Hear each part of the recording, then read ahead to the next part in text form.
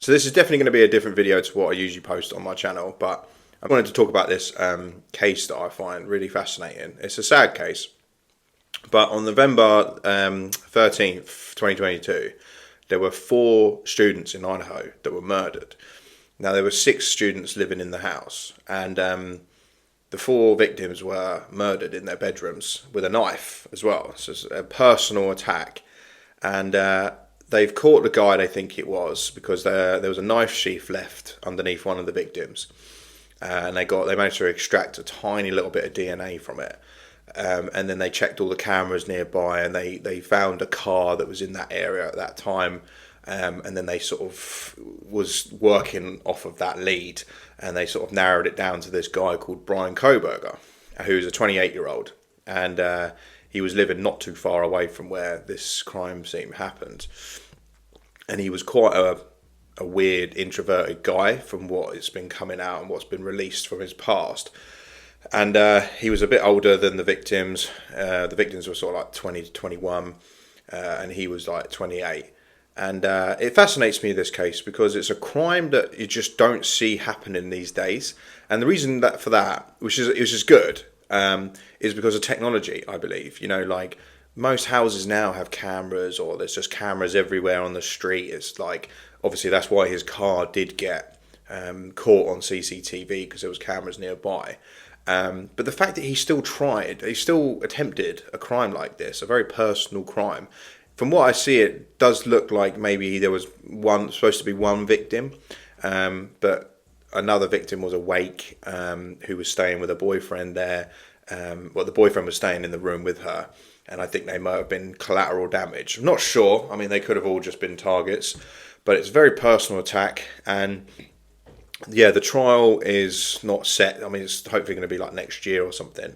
But I mean, there's a lot of like content creators doing videos on this, and I think they're trying to sort of, I don't know, they're trying to say that it wasn't him, and I do get why they think it might not be, because there's a lot of mistakes that he made, and he was actually a criminology student as well. So a lot of people are speculating that like he should have known the mistakes that he made, like taking his cell phone with him, driving his own car, leaving the knife sheath, etc., etc. There were 2 surviving roommates that were in the house that night. One of the survivors witnessed the killer leaving the house, and he was walking past her in the hallway, and he had like a balaclava or something on, and gloves, and all she saw was bushy eyebrows, which this Brian guy does have. And you know, she said that he's similar build to this Brian, or she gave a description that was very similar to this Brian Koberger suspect that they have. Now, there's a lot of content creators that are doing videos on like that these 2 surviving girls that were in the house must have known something. Like, how could he have killed 4 people without them hearing anything? And you know, it's like, it's a valid point, but personally, I just don't think that is the case. I think like he went in there to do a really heinous crime and a real thrill kill, like one of the most, I mean, it doesn't get any more intense than going into someone's house at like 4 o'clock in the morning and stabbing them. Like it doesn't get any more intense than that, really. So yeah, it's kind of just been playing on my mind a lot. Like, I've been watching a load of videos and stuff on it, and it's just like, I just don't think you're going to see crimes like this happen anymore, which I think is a really good thing, and I'm glad that technology is moving towards that. Because if it wasn't for CCTV, you know, they wouldn't have the car that he drives. So that was a big lead that they got. But yeah, for people saying, you know, like, oh, these girls were involved, the ones that survived and stuff, I don't think that was the case. I think, you know, he just went in there.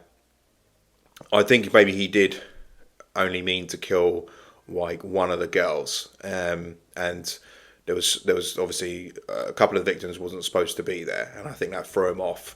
And then one of the other victims was awake. She had just ordered food, so maybe she saw something or heard something. There's a few other moving parts. Like there was one of the victims said that she could hear that there was someone here.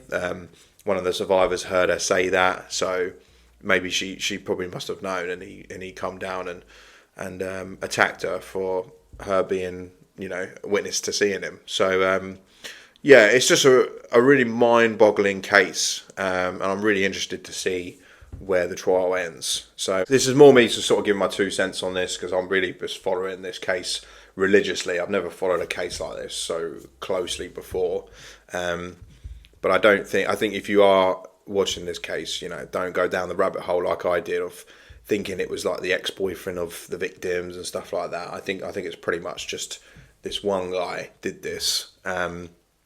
There's no other suspects that the police have, and also, if he gets found guilty in the state of Idaho, not only do they have the death penalty, they actually have the firing squad. So, I didn't even know that until this case appeared. So it's like, if he gets found guilty, he could very well get shot at, like shot to death, which is just wild. If you've heard of it and you've got your own theories on what you think happened, then comment below, and I'll definitely read them, because I'll be interested to see what other people have got to say.